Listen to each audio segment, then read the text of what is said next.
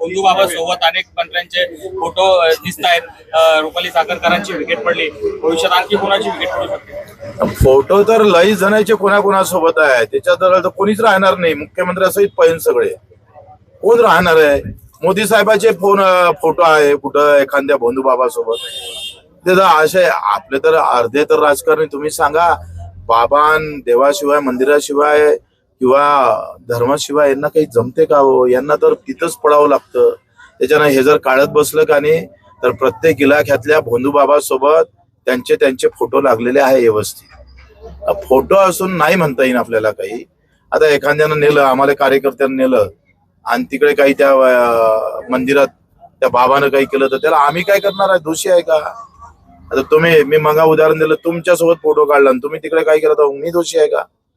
असं होणार नाही। पण ही जी जमात वाढून राहिली ना बंधू बाबाची, याला कारणे आपणच सगळे आहोत। लोकही तेवढेच कारणे आहे, लोकही तेवढेच जबाबदार आहे। नेते तर आहेच, म्हणजे एवढे खुळे नेते आहे, तिथं जाऊन पाया पसरत, पाया लागतंय, त्याचे पाय धुतय आणि ते म्हणजे कठीण आहे। बापाचे पाय धुतले नसून साले ना त्याचे पाय धुतात, काय करणार?